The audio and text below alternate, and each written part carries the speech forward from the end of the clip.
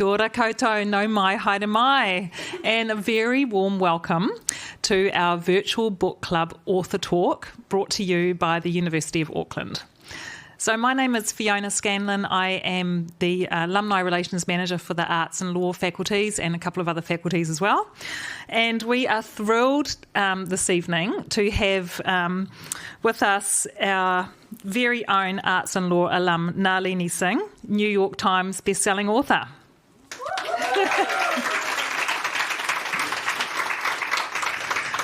Tonight, Nalini's going to talk about her latest book, There Should Have Been 8, and she'll also share insights into her journey as a writer. So Nalini, as you know, has some beloved series like Psych Changeling and Guild Hunter. So her presence here tonight is a real treat for book enthusiasts and aspiring authors. And I just realised I haven't got my glasses on. Oh, now I can read what I'm supposed to be saying. Okay, so we will be recording tonight's discussion and the audience questions. So if you have a question, please wait for one of the other lovely people from the alumni team to bring the microphone to you. Thank you. Before we dive in, I also wanted to let you know that UBIC, the University Bookstore, has a stall outside in the foyer, and it was opposite where you got your name badge. So they have copies of Nalini's books available for purchase, and they have also given us a special surprise for two of tonight's guests. So what I'd like you to do is have a look under your seat, and what you're looking for is a little clock tower luggage tag, if you like.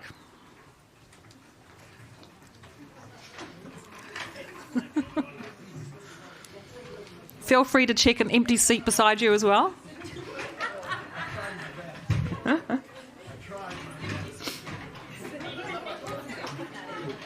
Have we got any winners yet? Woohoo! We've got one over here on the right side of the room. There is a winner on the left-hand side of the room. Keep looking, team. It could be a seat without a person in it. How many do we have? 2 prizes. Woohoo! So you have both won a copy of There Should Have Been 8. So if you'd just like to take it to the UBIC store after the talk and get your prize, thank you. Everybody else will have to go and buy their own copy. Now, without further ado, let's get this evening started. Please join me in welcoming Nalini Singh to the stage.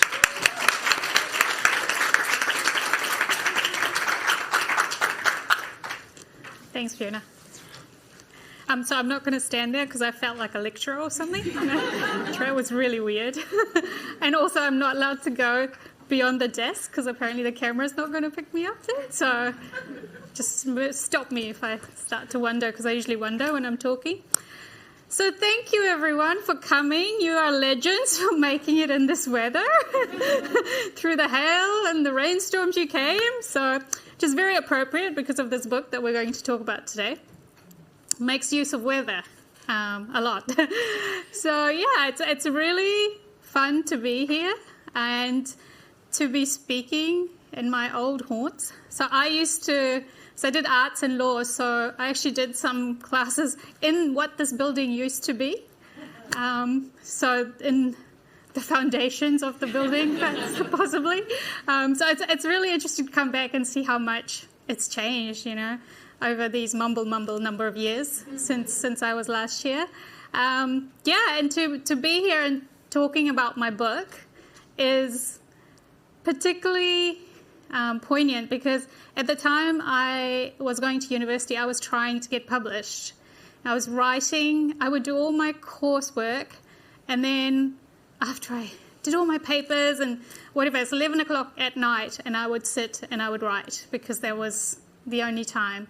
Because I was, like many of you as students, I had my part-time job, there's so much, the only times I had left I would fill with writing.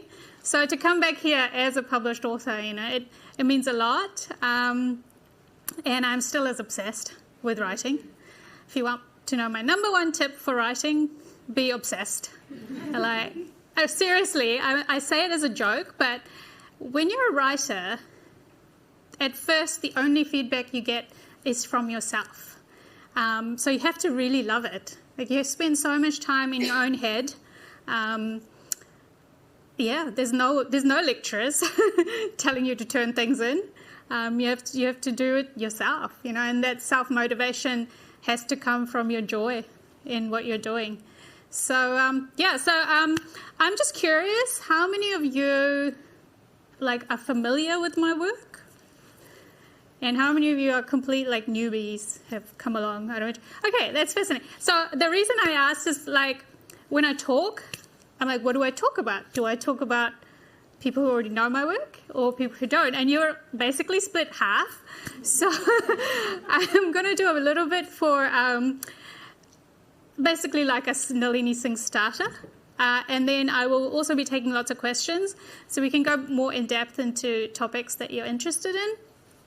I think for a lot of people, what they're most interested in is how someone from New Zealand, from Auckland, ends up on the New York Times bestseller list. Who did I know? Nobody is the answer. Literally nobody when I started, And in many ways, it is easier now because the internet has changed things a lot in terms of communication. I used to have to send my manuscripts by post. So all that money I was earning at my part-time job was going to the post office. And then when I was published, the edits used to come by mail. And so copy edits, it's usually a 2-week turnaround. So I had 3 days because I would have to then ship them back. And then one time we did them over the phone, marathon phone call, me on one side, the editor on the other side, just me saying what I'd edited and her writing it down on her end. So, it's much easier now. You can do things online. It's fantastic. But, so how did I start? I started as a reader. I loved reading. And at some point, I just couldn't find what I wanted to read. And so I thought, you know what, I'll just write it. I was a teenager at that time, so that explains my confidence. So I did not know anything about the realities of the world. And I just thought, I'll write it and then I'll send it to them and they'll love it. Of course they'll love it. It's brilliant. And I did actually submit something the year I finished high school. So before I started uni, I still have the rejection slip.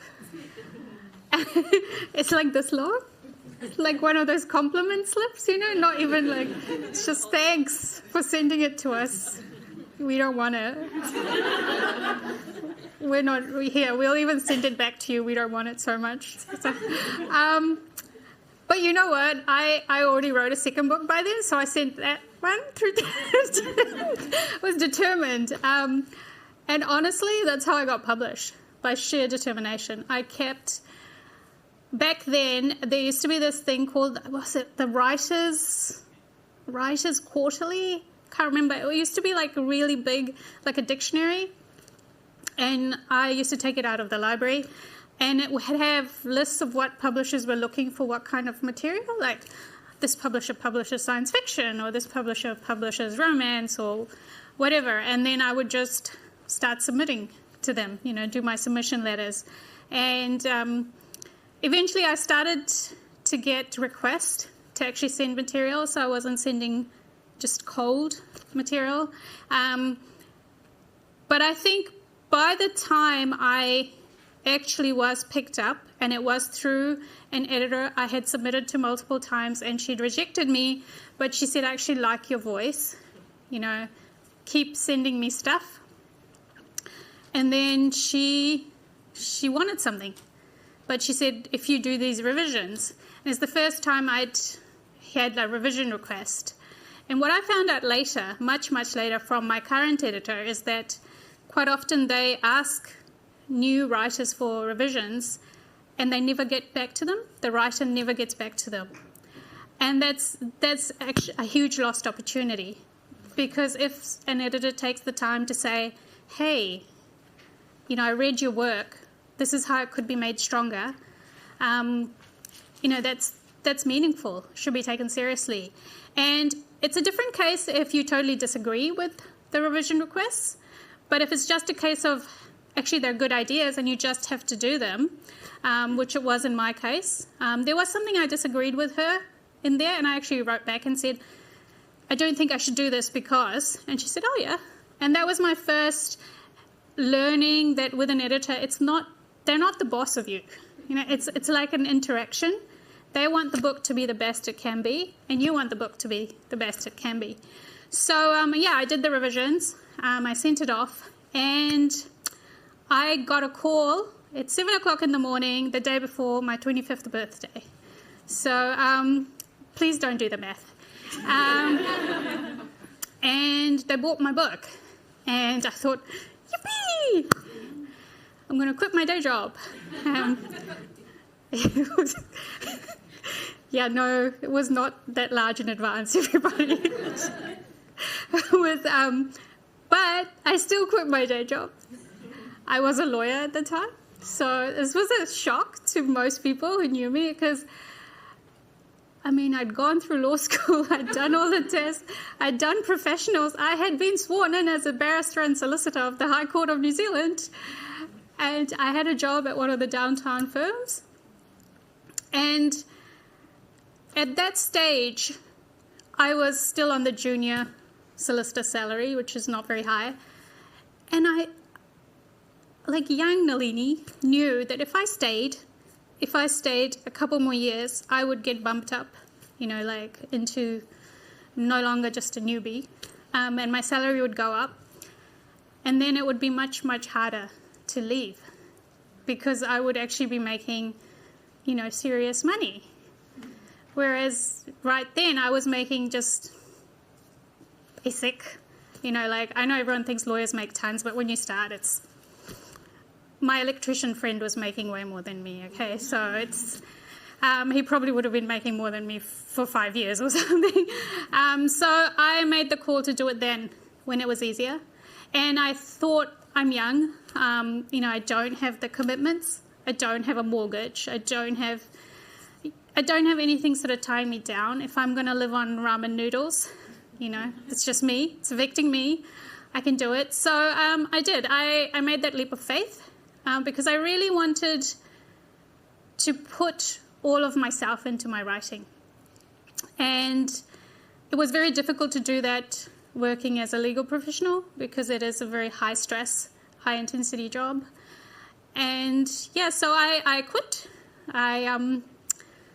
That was quite interesting discussions I had with a few people at that time. And I worked in the libraries for a little while. So that was really fun. So I love the Auckland library system. I loved working in it. And then I went to Japan on the JET program. So I don't know if you guys have heard of it. It's like an exchange program. They take graduates from around the world and you teach English in Japan and also teach things about your culture. So because Japan has very little immigration due to the size of their population, so they try and have their students exposed to different cultures through having the JET program, teachers in all the schools across the country.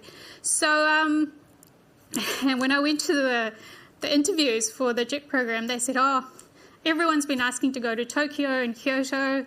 Where do you want to go? I'm like, the smallest place in the back of beyond you can send me. That would be great. Thanks.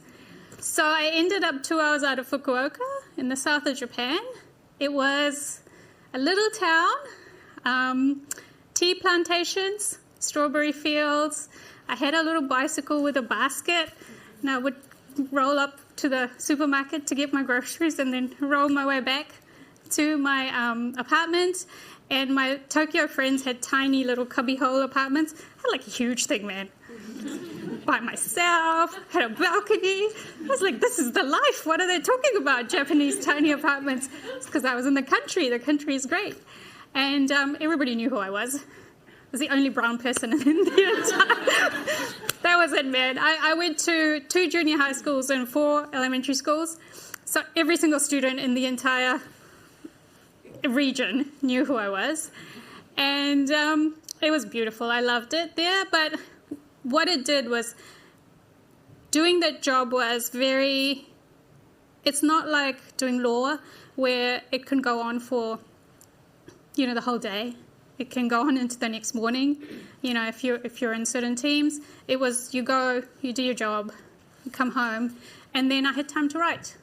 And that's what I did. I wrote and wrote and wrote.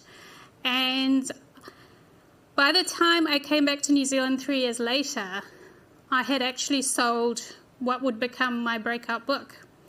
So I had been writing for Harlequin for those first books, but I never quite fit.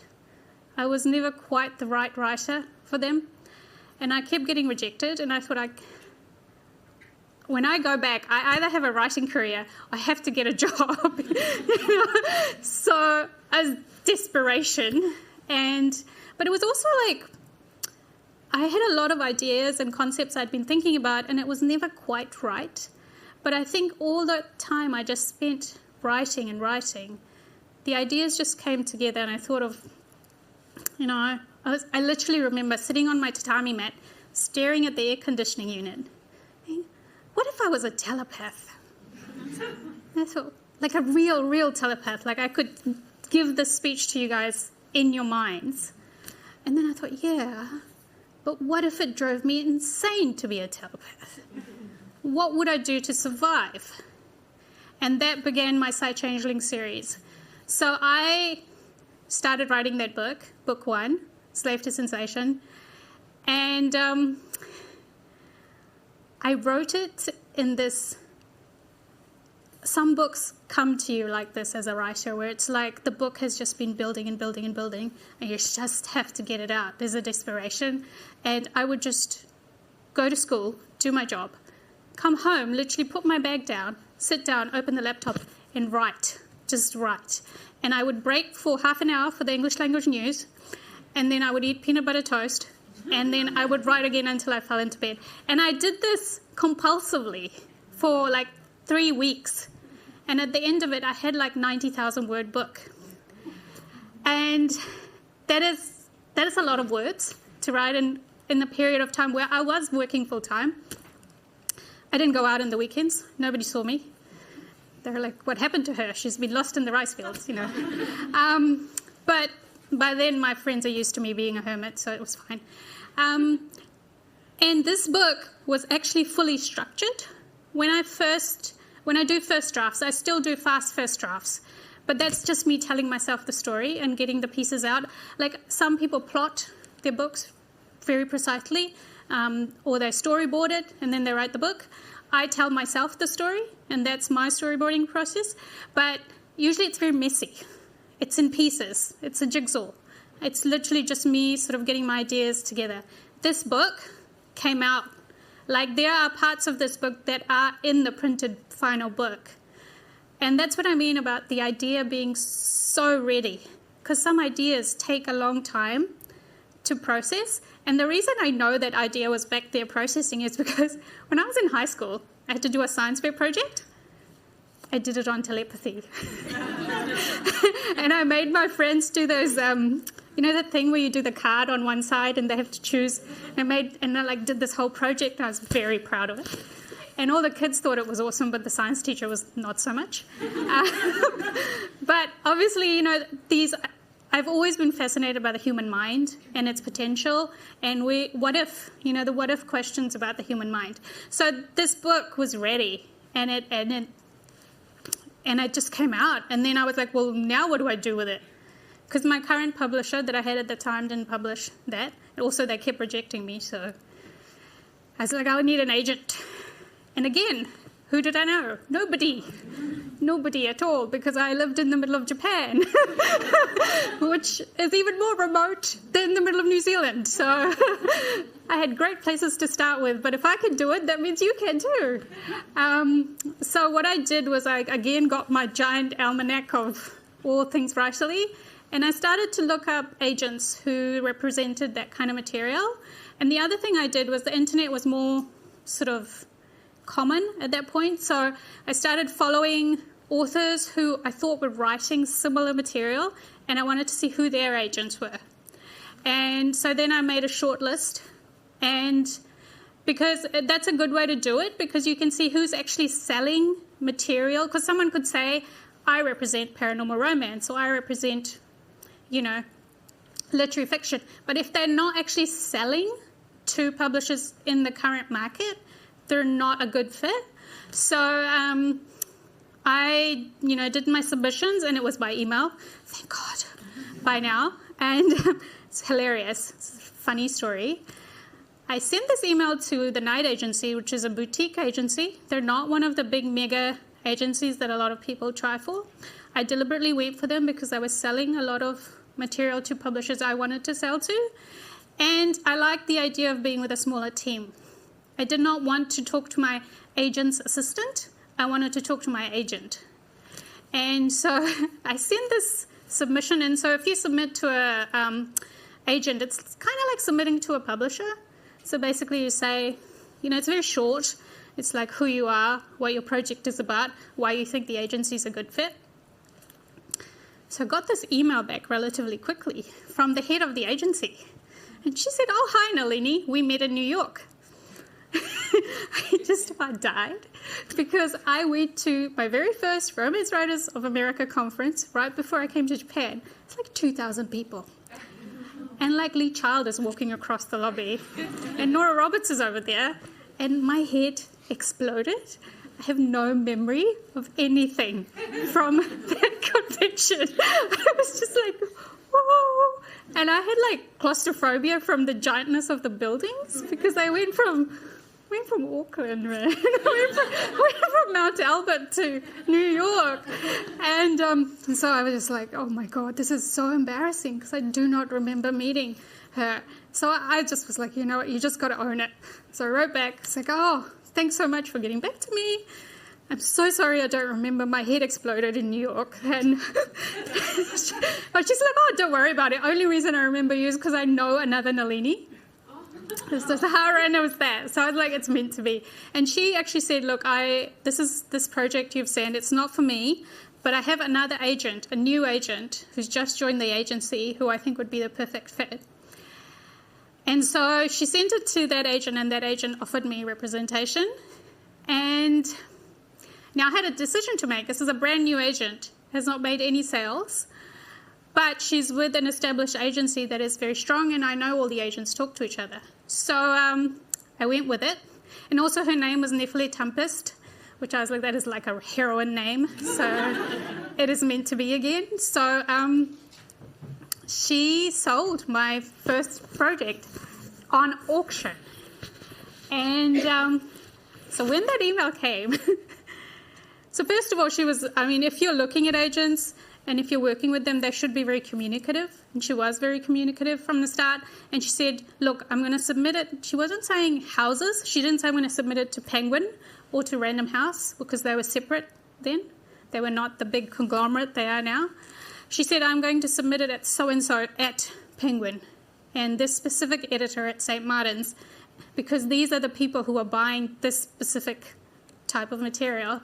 And that's a very targeted submission, and it has a much higher chance of success than if you're just scattershotting, So yeah, we got more than one offer and we went to auction, and I was so excited. It's like, in my head, I'm imagining an auction where someone's sitting there going, next. No, it's all very calm over email.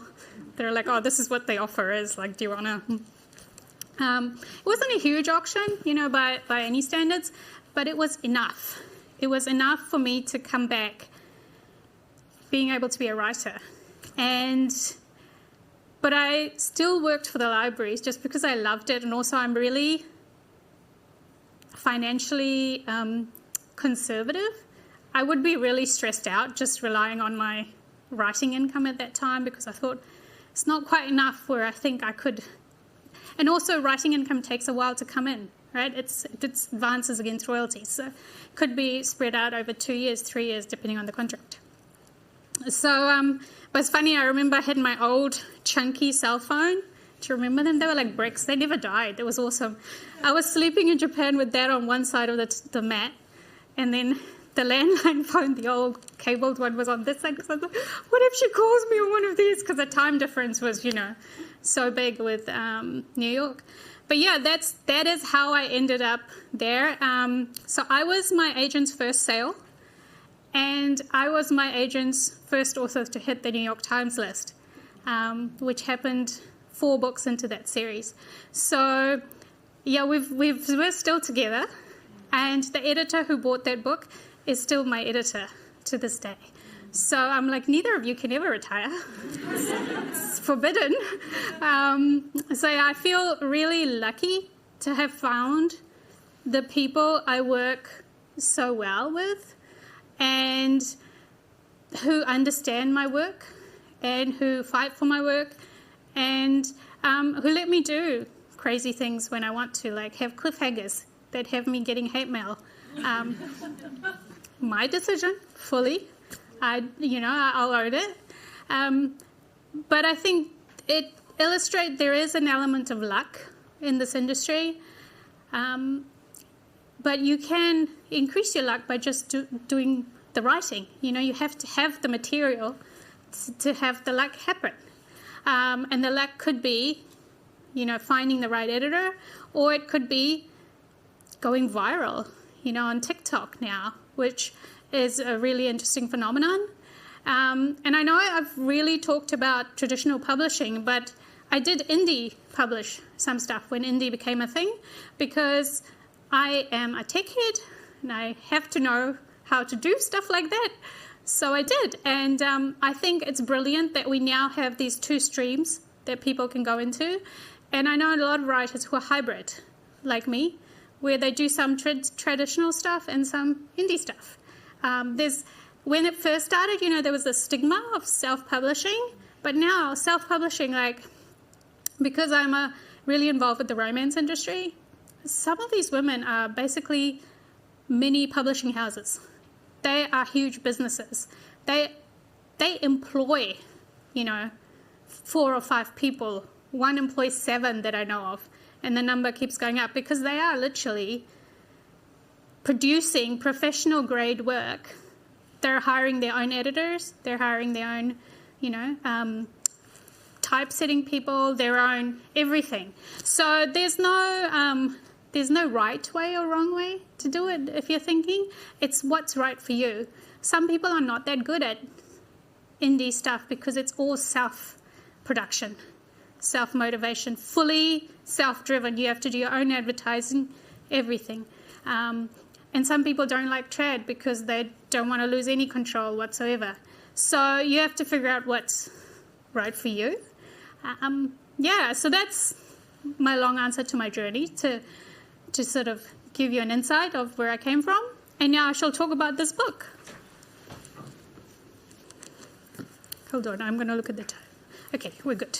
So there should have been 8.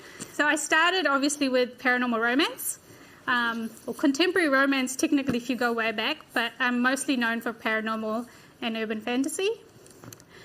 This book is a thriller set in New Zealand with no romance whatsoever. So how did I get there? I love mysteries. I always have.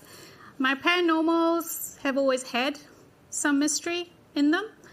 I mean, it's like finding the psychotic vampire, but it's still a mystery. It just happens to be with paranormal elements. So it wasn't a huge a jump as you might think, because structurally, the structure of a mystery is the same, no matter which genre you put it into. And I remember having this conversation with a whole bunch of writers in the Romance Writers of New Zealand, which is a fantastic group, by the way, a really, really brilliant professional group in New Zealand. And they probably hold the highest percentage of full-time writers in New Zealand, I would say. But anyway, we're having this conversation, and a lot of us read thrillers, mysteries, suspense. And we suddenly started talking about how come Nordic noir is so big? How come New Zealand noir is not that big? I mean, we have an isolated location. We hardly have actual murders. I mean, like Iceland has 1 a year. They have more in books than they ever do in real life.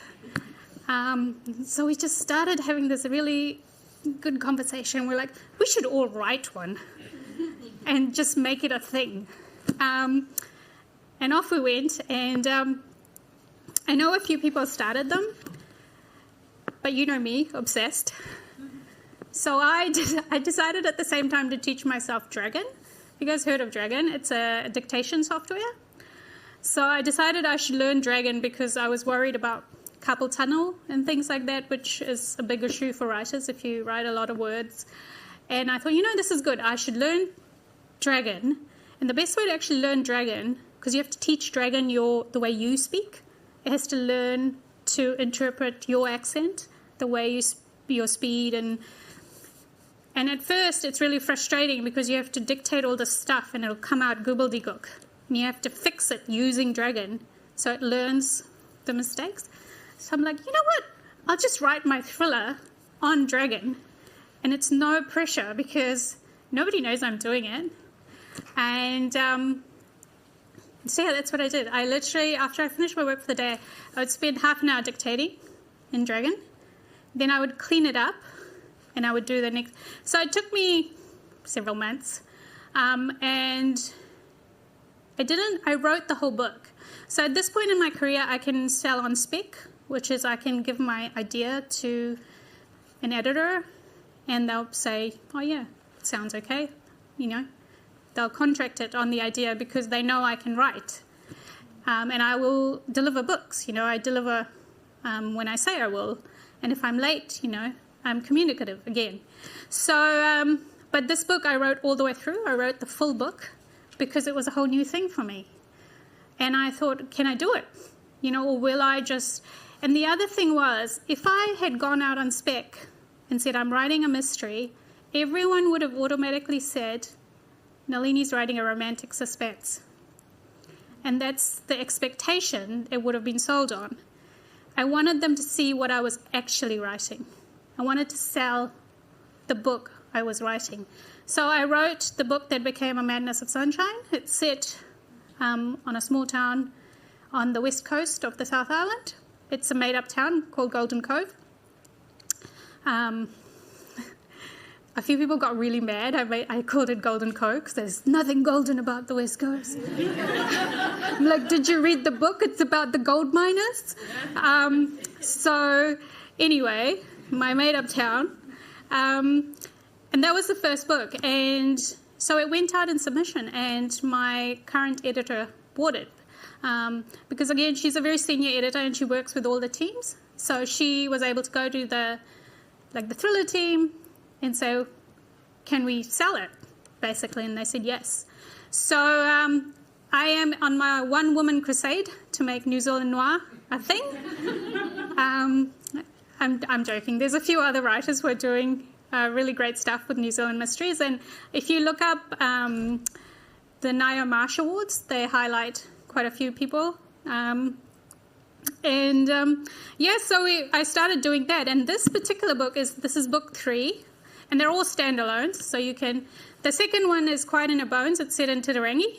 It's a cold case where they find a 10-year-old corpse in a car that's gone off the embankment of Scenic Drive and been hidden in the bush there.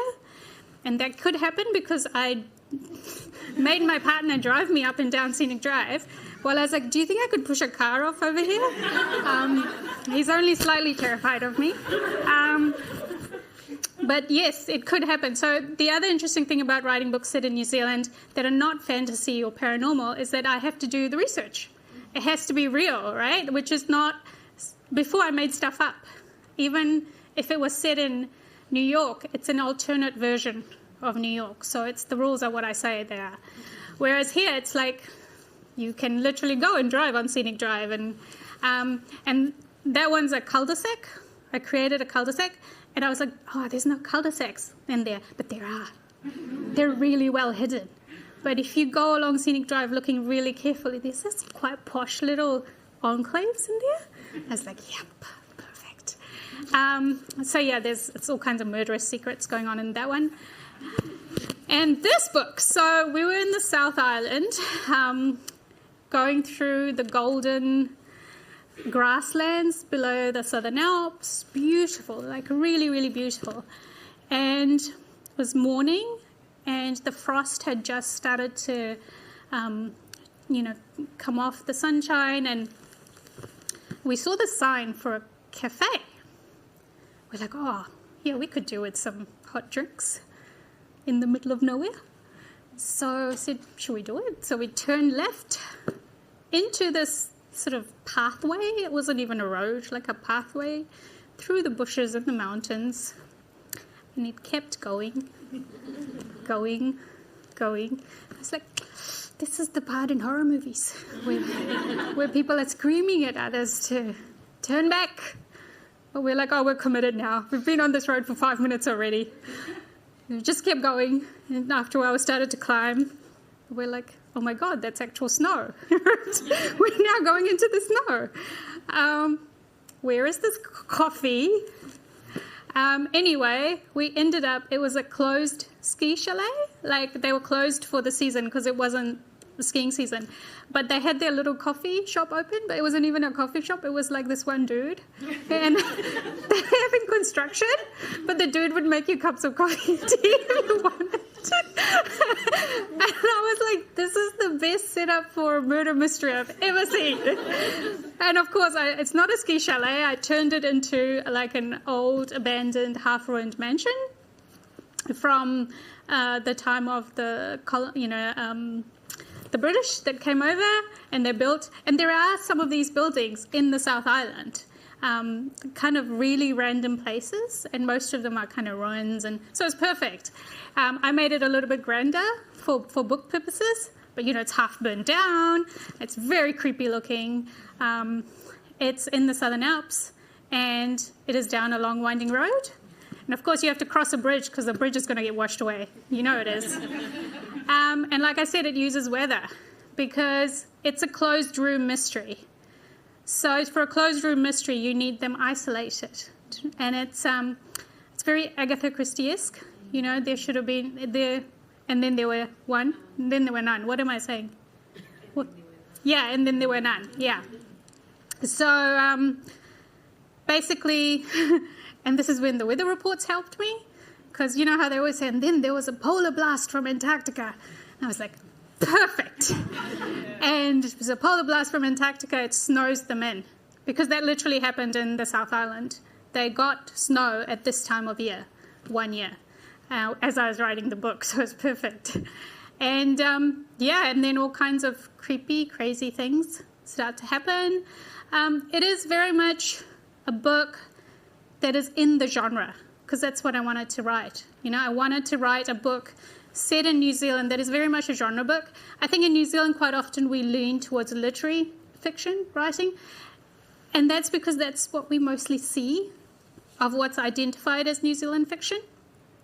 But New Zealand genre fiction is very vibrant, and I feel like it needs to occupy all these spaces, and so you have options for reading a dark murder mystery set in the South Island if you want. And like for people, so this book is currently published in English around the world, and it's just about to go into German. And so for people around the world, New Zealand is the exotic place. New Zealand is Iceland, so there's no reason why we can't have these kind of books set here. And when we write these books, we set up the stage for more media coming from it. So my first 2 thrillers have been optioned for television.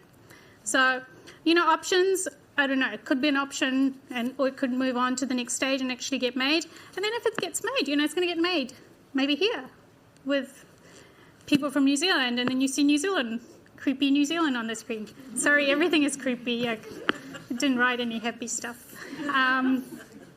So yeah, that's how this book came about. And the title is quite a funny story. My editors emailed me and said, oh, can you give me a title? And I think I was still writing the book at that stage. She said, we need to put it in the marketing materials for the bookstores, ahead of time, because the bookstores have to order the books, and then they know how many books to print. So I need a title and some kind of description. It's 4:00 on a Friday afternoon. And I'm like, I got nothing. I'm like, I'll get back to you in the weekend. And then I'm just sitting there and I go, I was like, how about 7 friends, one last weekend, no room for lies, someone is going to confess, because there should have been 8. And they used it in the back of the book. So that was one of those, I make myself sound like a genius, but it happens. I've written over 40 books, okay, that it's only happened like 3 times. So, so that was it just, and then we were like, oh, that's the working title. And then the more we started using it, the more it was like, oh, actually fits really well. So we stuck with the working title. And I still really love it. And if you don't notice, the cover artist did something really interesting. 1, 2, 3, 4, 5, 6, 7. 7 slashes on there. That's just a little detail, which I thought was really fun, that they put in themselves. So that is my spiel about the book. You should buy it. It's great. Support New Zealand creepy fiction. I think we are going to probably move to questions. Yeah.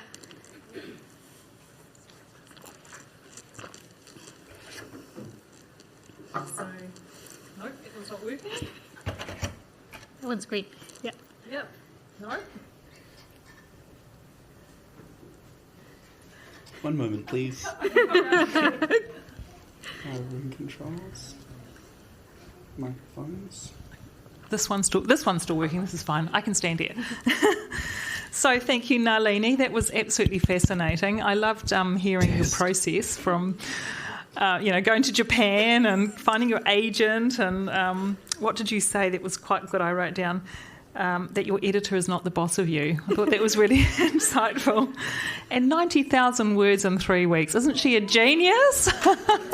My wrists almost fell off, guys. Yeah. Don't do it. I also love that you were doing your research along Scenic Drive with your partner. I thought that was great. So yes, it is time for questions now, and we've had a few questions submitted on our online forum, which is our virtual book club. So we'll start with those. The first question is, you've often spoken about how New Zealand landscapes inspire your thrillers due to its isolation from the rest of the world. Is there a specific place in New Zealand that holds special significance for you as a writer? Maybe a place you go to clear your mind, and how has it influenced your work? Let's see. I do really love New Zealand. I love the quietness of it. We think Auckland is not quiet, but compared to like walking in a city street in Tokyo, it is we have a lot of space. I love the space. Like, we have personal space here in ways you just don't in other parts of the world. And I didn't actually understand that until I was in a bigger city, and I was like, why is everyone walking like right next to me? Like, stop being creepy. But that's just normal. Like, whereas we're used to this bubble. In terms of a particular place, let me think. I have always loved the West Coast, and I think it's not a surprise. My first thriller was on the West Coast. I just like the wildness of it, and this beauty. But I just think we're so lucky in New Zealand. It's just, you drive an hour out of Auckland and you're already, somewhere country or wild or the beach, which is, And I like water as well, ocean, Awesome, thank you.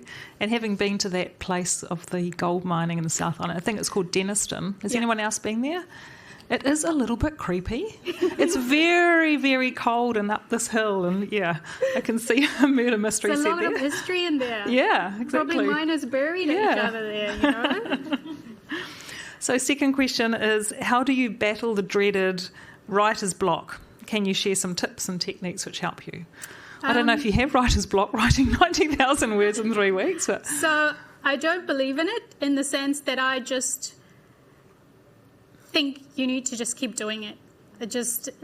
I write myself out of problems, so I will just sit there and write, even if I think it's rubbish. Because sometimes I think you get in a headspace as writers where you're not the best judge of what you're doing when you're in the wrong headspace. And so you need to just write and give yourself space and come back and look at it like a week later. And then you'll be like, oh, actually, this is okay. Or it's rubbish. Sometimes I once deleted 70,000 words because I was like, oh, I took a wrong turn there at the start. Oops. So I am a big believer in just continuing to exercise the muscle in your head, which is the writing muscle. And if it's a particular book and you're really, really stuck, you have to look at structurally why are you stuck? Is it an emotional problem? Like I had a book I turned in with a scene missing, and my editor said, there should be the scene. Now, it was too traumatizing for me to write, not because of anything that happened to me, but because what was going on with the characters. I felt so close to the characters and I had to do this horrible, horrible thing to them, and I didn't want to do it. And so I wrote it, cried a lot, went and did the vacuuming. I hate vacuuming. And then I came back and I edited it. And so is it an emotional issue? Like, is it your own trauma maybe coming up? Or is it something in the story that is wrong? And you just need to actually unravel the book and start again, or go back 10,000 words and start from there. Quite often I think people are scared to go back or get rid of work, because I think it's all this work I put in, and then they get stuck because they're trying to fix something that's broken at the foundation. So my tip would be to write on, but not necessarily force that point where you're stuck. You could write something completely different, just to keep the writing muscle going and not lock yourself into the feeling of, oh my God, I can't write, because that's self-fulfilling behavior. Whereas you can make yourself be, well, that's not working, but I can work on this other project that is working. Yeah. Great advice. Thank you. And the third question from the online forum is, how often does your story change from when you first start writing a story?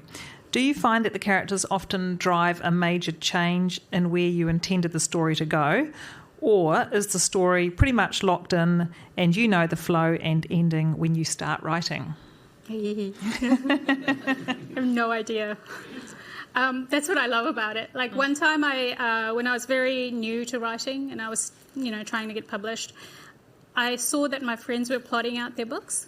I thought that seems much more sensible. I'll do that. So I plotted out this book beautifully. I've still, to this day, never written that book because I was so bored. So I've learned that my process is chaos. So I just sit and I write what comes out. I make a lot of notes. I have whiteboards. I do little bits of research, and I basically just jigsaw everything and like I said, I'm telling myself the story. I'm getting to know the characters. There was one book I wrote an entire first draft, like 100,000 words, and that's when I felt like I finally got to know the main female character. So I went back to the start and I rewrote her entire presence throughout the book because she was quite shallow in that first draft.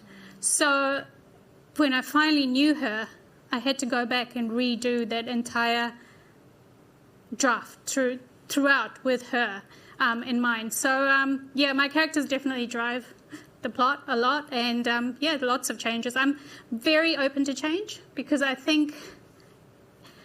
So, Nora Roberts, who some of you will know, super amazing writer, she said, you can fix a bad page, you can't fix a blank page.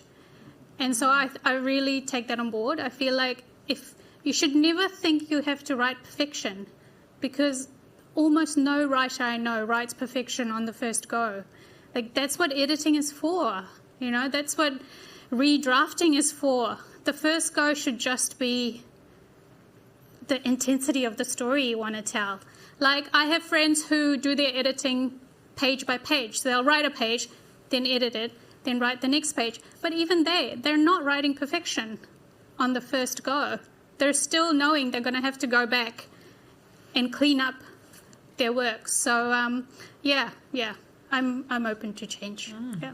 Fantastic. Thank you.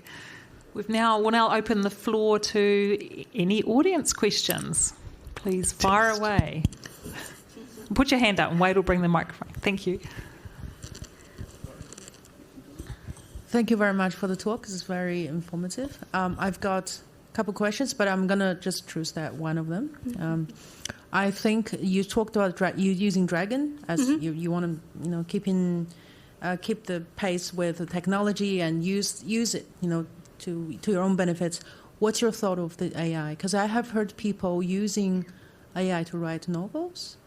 I will be honest, I'm very anti-AI because 35 of my books were fed into the machine, and it's the big expose that came out with all the books that were fed into the system to train it without permission. So it's very violating as a writer to have your work taken without permission, to train a machine that is worth something like 99 billion or something. It's ridiculous. And yet they could not pay the people who did all the hard work. That machine would not work without all the writers whose work has been fed into it. They actually asked for permission from the publishers, were told no, and did it anyway. Because they are the tech companies who have the money, and so they think they can just steamroll over everyone. And so obviously the genie is out of the bottle at this point, but I think if you are a writer and you are using AI to write your whole novel, then I don't think you can call yourself a writer. I will just bluntly say that, because your work is based on the work of writers who actually sat there and created a whole book themselves out of their own heads. It's different from using, say, spell check. That's a kind of AI. That's fine, right? That's like a tool, like a carpenter using a hammer or a chisel or whatever. It's using AI to actually do the creative work, I think, is a really dangerous thing. I think it devalues human creativity, and the fact I think it's based on stolen ideas from the very beginning just makes me feel some kind of way about it. Yeah. So there's actually, if you're interested, there's a number of court cases currently going through the American legal system. One is led by a number of really big authors, I think. I feel like Stephen King, people of that caliber, whose work was also fed in.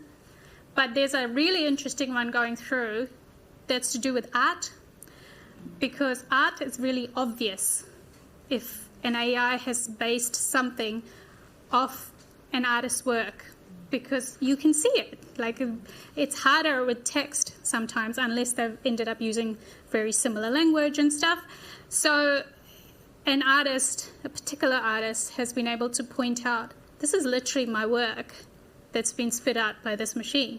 And so that's another case that's going through. So I think we're currently in the time of the Wild West of AI, and I hope there's going to be some kind of regulation, or I don't know what we're going to do, because I know my friends who work in academia, for example, it's so difficult to see work being turned in. Like, how much is AI and how much is actual work by the student? So with writers, I don't think at this point AI is at the level it can write full-on books.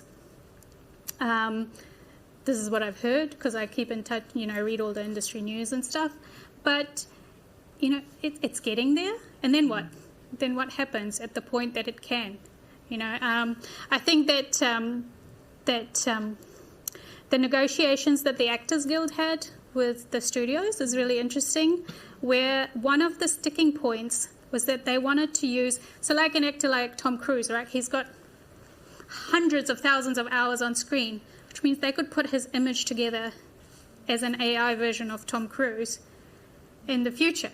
And that was actually one of the points of negotiation, where that's why we don't have a lot of shows at the moment, because they weren't filming when they were doing the negotiations. And so it's basically the same thing. Could someone, say Stephen King dies, and some publisher decides, we're going to do books in the style of Stephen King through the AI machine. And he's not there to protect.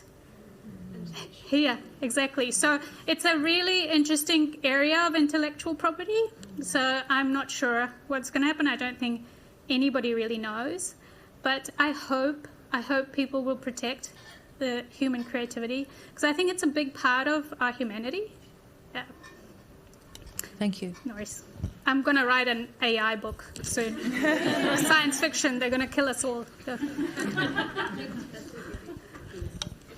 Do you think you can tell when a book, a thriller say, has been dictated and not tightly edited to make it look like writing? You mean like dictated spoken? No, because I think dictation is just a tool, like, because you're still speaking your own story.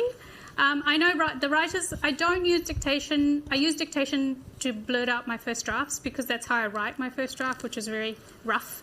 So I'm going to do a lot of editing on that anyway. By the time it actually hits a page, it's been edited multiple times over. And most people who use dictation use it for that reason. It's really to save the wrists and the shoulders, because when you're typing hundreds of thousands of words a year, it starts to show on the body. So some people I know use dictation. They'll actually have, they're the plotters, they'll actually have like storyboarded the scene already.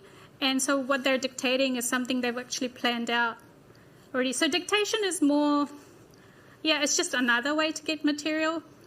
I know another writer who's blind, so uses dictation to get her stories, shown. I think editing is always part of the process. Anything you don't edit at some point is going to appear rushed, I think, and shallow.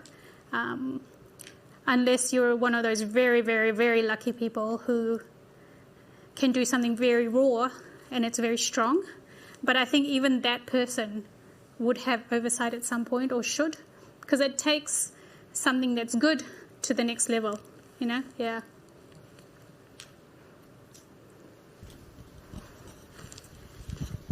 Hi. Would you mind sharing a little bit about your process when you're writing?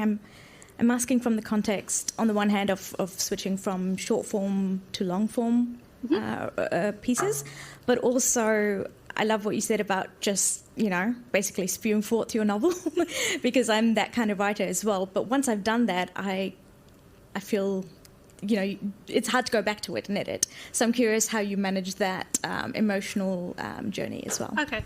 So the first part of the question was going from short form to long form. It is very different. Short form and long form are very different.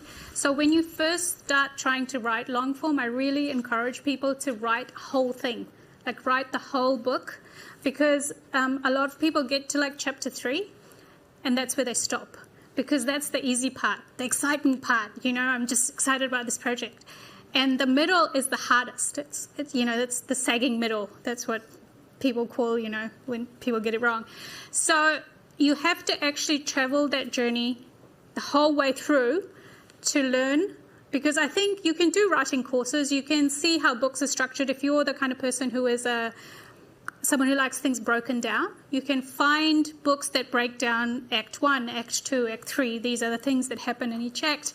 But that doesn't work for me personally, but I always mention it because it works for some people. Like a lot of people really like Blake Snyder's Save the Cat. He's a screenwriter. So his knowledge comes from screenwriting. And once you see it, you can see it.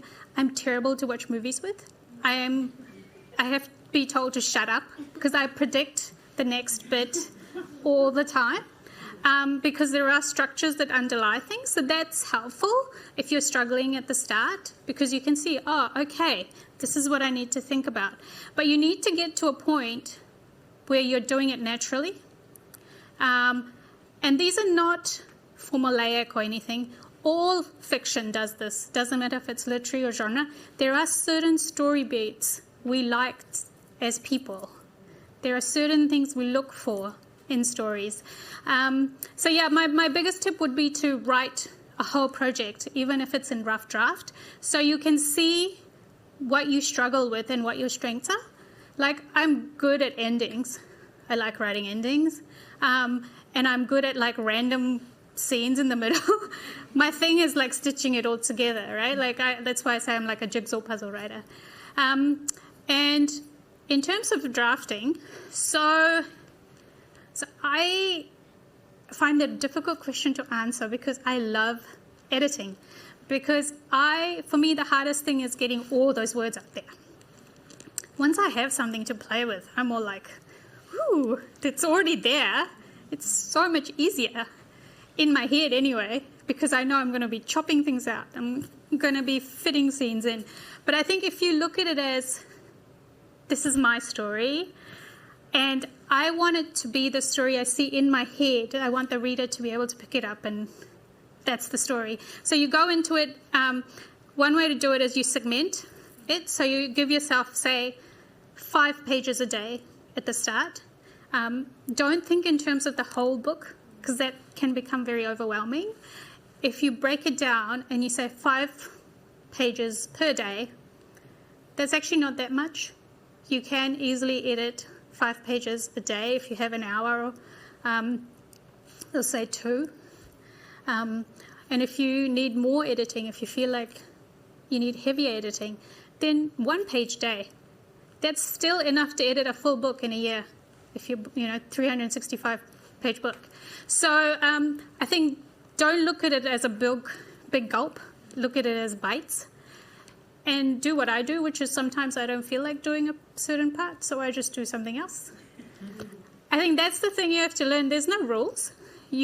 Sometimes I want to write a fight scene, so I do. And other times I just put something blows up here and come back on a day I want to blow things up and write that.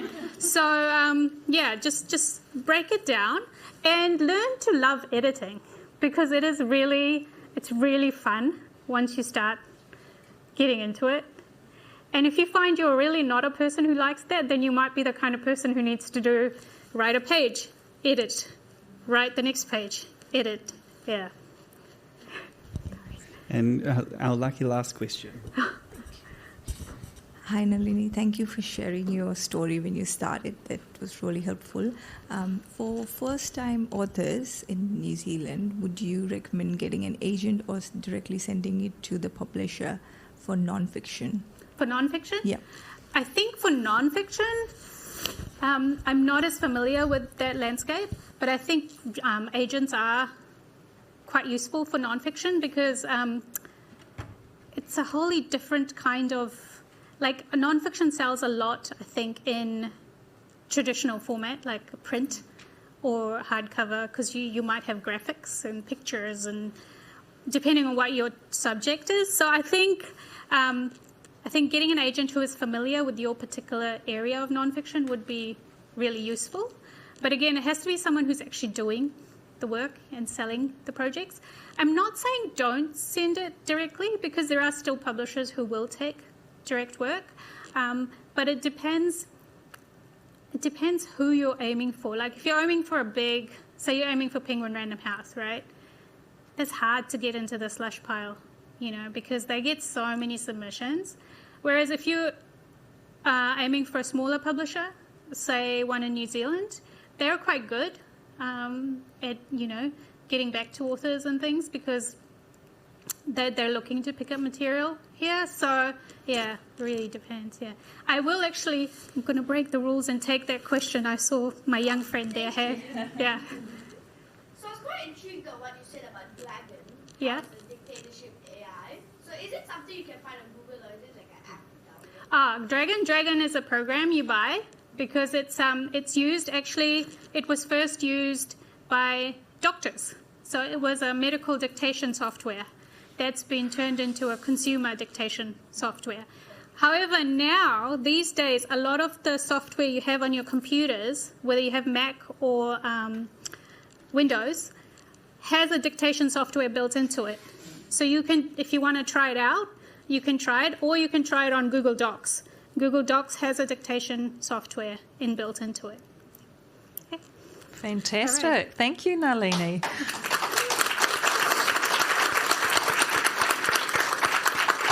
Well, that wraps up the presentation and Q&A part of this evening. So thank you once again, Nalini. We have a small gift for you, which Wade is bringing over now. Oh, thank you. Oh, yeah, go to Auckland University. You're invited to stay on longer. Nalini would be here to answer any more questions that you may have. And we have cups of tea and coffee outside and some little sweet treats, so please stick around a little bit longer. We hope you've all had an engaging and inspiring evening and enjoyed yourselves. When you travel home, please have a safe journey, and thank you again for coming. So, pō mārie.